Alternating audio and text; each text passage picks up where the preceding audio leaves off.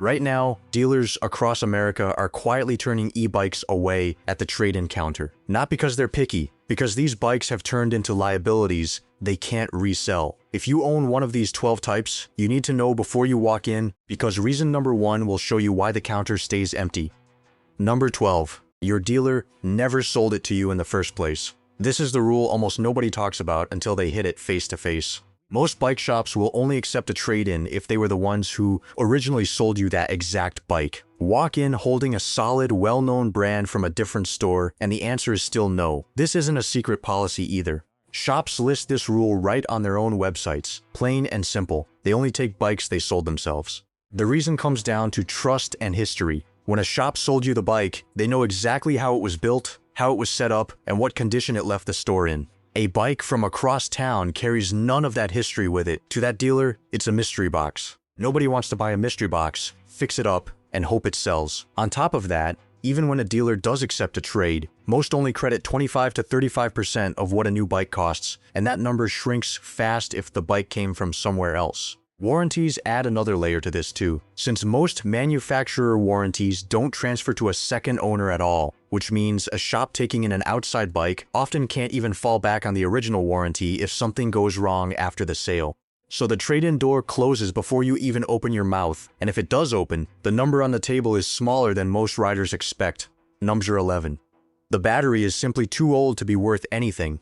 Dealers aren't guessing when they look at your battery. There's an actual formula behind the number they offer you. A bike under a year old, kept in great shape, can still fetch 60 to 75% of what you originally paid for it. A bike between 1 and 3 years old drops down to 40 to 60%, and that range depends heavily on how the battery has held up. Once you pass the 3-year mark, or once the bike has serious mileage on it, the value falls 25 to 40% of retail. And every single time, the battery is the real reason for the drop. Frames don't wear out fast, paint doesn't fade in a year, but batteries lose their capacity a little more with every charge cycle, and a tired battery pulls the entire trade-in value down with it, no matter how clean or shiny the rest of the bike looks. This is also why private sales usually beat dealer trade-ins by a wide margin, because a dealer has to buy your bike low enough to still make a profit when they resell it, and an old battery eats straight into that math. Number 10. It's a bike from a company that simply doesn't exist anymore. This one is bigger than most riders realize, and it's happening constantly. Rad Power Bikes, one of the biggest and most recognizable names in the entire e-bike industry, filed for bankruptcy in December 2025. It came after a warehouse fire, rising tariff costs, and battery safety problems all crashed into the company at once. The brand ended up selling for just $13 million, a fraction of what it was once worth, considering how many riders knew this brand from its huge presence during the pandemic biking boom. Lectric Bike Company, a California brand known for letting customers pick custom colors and parts, filed for Chapter 7 bankruptcy in October 2025 after tariffs on imported components made it impossible to keep production affordable. Court filings showed the company owed over $6 million total, while its remaining assets were worth less than $1 million. Juiced Bikes collapsed entirely in 2024, and Lectric e-bikes had to step in and buy the brand just to keep it from disappearing completely. VanMoof, the Dutch brand that tried to become the Apple of e-bikes with sleek design and smartphone integration, went bankrupt back in 2023 after building bikes around parts you weren't even meant to repair yourself. Propella quietly went dark too, with its website going offline after months of empty stock and no real announcement to riders at all. Even in the motorized bike world next door, brands like Fuel and Energica have filed for bankruptcy or moved toward full liquidation, showing this isn't just a pedal bike problem, it's an entire industry problem. When the company behind your bike is gone, a dealer isn't looking at a trade-in. They're looking at a dead end with wheels. Number 9. Nobody makes replacement parts for it anymore. This one hits current owners the hardest, and it follows directly from brands going under, turning a working bike into a slow countdown toward a breakdown nobody can fix. When a company shuts down, its entire parts pipeline disappears with it. Controllers, displays, and battery packs that were once easy to order suddenly become impossible to find anywhere. Owners of these orphan bikes have posted online about the exact problem. One rider who used a Rad Power e-bike for his daily commute said his battery got waterlogged, and the controller stopped working properly, and no store anywhere carried the replacement parts he needed. He had to switch to a more expensive option just to keep getting around. Another rider on the same bike said the bankruptcy meant losing all support on the bike itself, because if something breaks, there's nobody left who actually knows the bike best to call for help. Riders in online forums have shared the exact same pattern with other dead brands too, describing shelves of stripped-down parts as basically donor bikes now, with owners hoping enough salvageable frames stay in circulation for repairs down the line. Dealers see this coming from a mile away. If they can't get parts to service a bike after they take it in, that bike becomes dead weight sitting in their shop, taking up space and never selling. So they simply say no before it becomes their problem. Number 8. The battery was never safety certified in the first place. This is a much bigger deal than most riders think, and it's tied directly to real fires, not just theoretical worst-case scenarios dreamed up by regulators. There's a safety standard called UL 2849, built specifically to catch dangerous batteries before they explode or catch fire. It tests batteries for crush damage, overheating, and electrical failure under real stress, checking the whole electrical system, not just the battery cells by themselves. Here's the catch that most buyers never hear about. In most of the country, this certification is completely voluntary, not required by law. Getting a battery properly certified can cost a manufacturer anywhere from $30,000 to $100,000 per model. So cheaper overseas brands often skip it entirely to save money and stay under import price thresholds. This isn't hypothetical either. The Consumer Product Safety Commission recalled 24,000 batteries sold with Vivi e-bikes because of serious fire and burn hazards, and those batteries were sold to customers for roughly 3 years before regulators finally caught the problem. Government data from a 2-year stretch found well over 200 fire and overheating incidents tied to battery-powered micromobility devices, with several deaths connected to e-bikes specifically, along with dozens of hospital emergency room visits in that same window. If your bike's battery was never properly certified, a dealer isn't looking at a trade-in opportunity. They're looking at a potential fire sitting in their storeroom, and no shop wants to take on that kind of risk for a used bike, especially with their own insurance and liability on the line. Number 7. It's already been recalled, and the fix was never actually finished. Recalls happen more often in this industry than most people assume, and a lot of them never get properly closed out. The Consumer Product Safety Commission issued a warning about certain Rad Power batteries posing a fire hazard and pushed hard for a full recall even after the company tried offering customers a discounted upgrade instead of a real fix. Rad Power said it had already pulled those exact batteries from its own current lineup, but that didn't satisfy regulators because bikes already in owners' garages still had the original dangerous batteries installed, meaning the risk was already sitting in homes across the country, regardless of what the company sold going forward.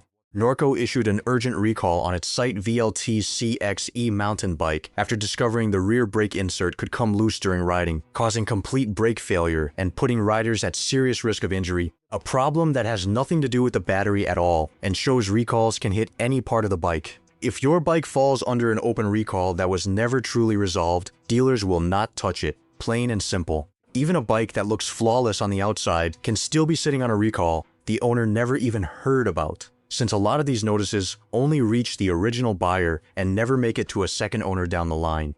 They have no interest in reselling a bike that still has unfinished safety business attached to its name. Number 6. The manufacturer flat out refused to cooperate with a recall. This is where things turn genuinely serious. A company called Unit Pack Power had 13 separate reports in the United States of their e-bike battery overheating, including 7 actual fires, plus similar fire reports overseas in the United Kingdom. When regulators stepped in, the company refused to carry out an acceptable recall, leaving thousands of batteries still sitting in garages with the same defect. Another manufacturer, tied to the Ridstar Q20 and Q20 Pro models, received a government safety warning after 11 fire incidents, 1 confirmed burn injury, and multiple smoke inhalation cases, adding up to more than $40,000 in property damage. Just 3 months later, that same manufacturer stayed completely silent through a second warning entirely, this time about a separate problem with the front wheel on those same models. And regulators noted the company never even responded to that second notice at all, not even to acknowledge it. When a manufacturer refuses to fix a danger that regulators have already confirmed, dealers start treating every single bike from that brand like a landmine, no matter how good the paint job looks or how smooth the ride feels, because the risk doesn't disappear just because the company went quiet. Number 5. New federal rules are about to change everything for owners. This one is still unfolding right now, and it explains a huge amount of dealer hesitation happening at counters today. Back in 2025, regulators actually voted to move forward with mandatory battery safety standards, only for that push to fall apart when key commissioners were removed from their posts and the proposal got pulled entirely before it could take effect. In 2026, federal regulators reopened that same proposal, this time aiming to make battery safety certification fully mandatory instead of voluntary for every single e-bike sold anywhere in the country. Public comments on this proposed rule are being collected through August 2026, meaning a final decision is getting closer every month, and the back and forth already shows how quickly the rules around these bikes can shift without much warning. If this rule actually becomes law, any e-bike without proper certification could become completely unsellable almost overnight.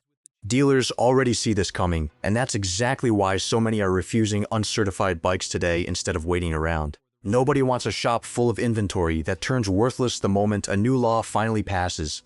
Number 4. Your own state may have already changed the law on you. This isn't some future problem waiting to happen. It's already in effect in some places right now. California passed a law requiring new e-bikes sold in the state to meet the UL 2849 safety standard, with the requirement taking hold in 2026.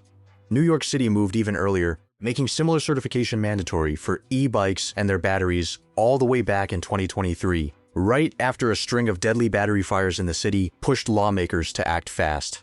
If you're trying to trade in a bike that doesn't meet your own state's current safety law, some dealers are legally blocked from reselling it to the next buyer at all. That turns what should be a simple trade-in offer into a flat refusal, not because the dealer feels like being difficult, but because reselling that bike could actually break the law where they operate, putting their entire business license at risk over a single used bike. More states are expected to follow California's lead in the coming years, which means a bike that's tradable today in one state could become untouchable the moment a similar law passes somewhere else, and dealers know that inventory rule changes almost never move backward once they're on the books. Number 3.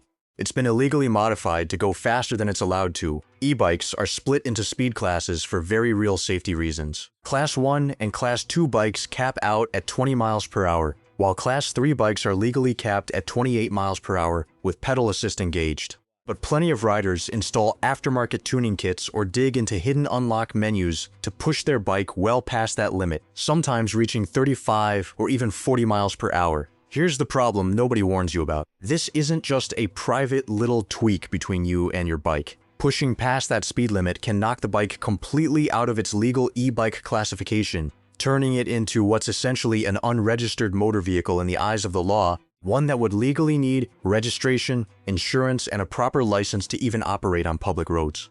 It also voids the entire warranty instantly, with zero exceptions, and if the bike is ever involved in an accident at that unlocked speed, the rider can face serious liability that a normal e-bike crash would never carry, since courts increasingly treat a tampered top speed the same way they'd treat a driver blowing through a school zone. New anti-tampering rules taking shape in 2026 are pushing manufacturers to lock this down at the firmware level, sealing off the unlock menus that used to be easy to find. If a dealer spots any sign of a speed unlock, tampered firmware, or a missing speed limiter, they will not accept that bike into their shop. They have absolutely no interest in taking on the legal risk of reselling a machine that technically isn't a legal e-bike anymore. Number 2. Nobody, including you, can actually prove it isn't stolen.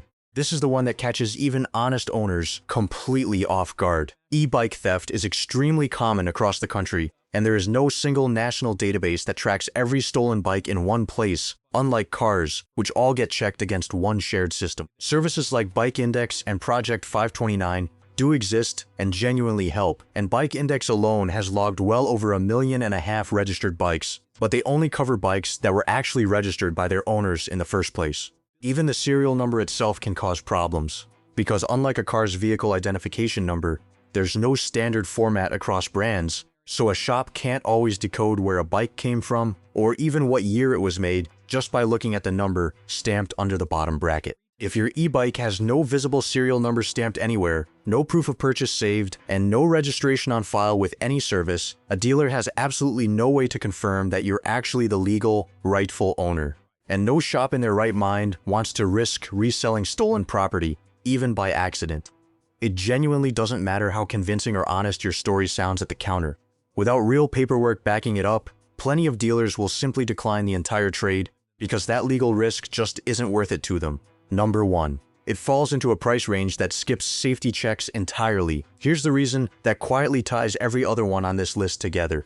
A huge number of ultra-cheap e-bikes are priced just under $800 completely on purpose. That specific price point allows importers to dodge customs duties entirely, using something called the de minimis exemption built into trade law. But here's the trap hiding inside that shortcut. The exact same loophole that avoids the tariff almost always means the bike skipped serious safety testing altogether too, since the same company cutting corners on customs duties usually isn't spending $30,000 or more on proper battery certification either. These ultra-cheap imports are frequently the exact same bikes showing up over and over in fire recalls, missing spare parts networks, and now tightening state safety laws across the country.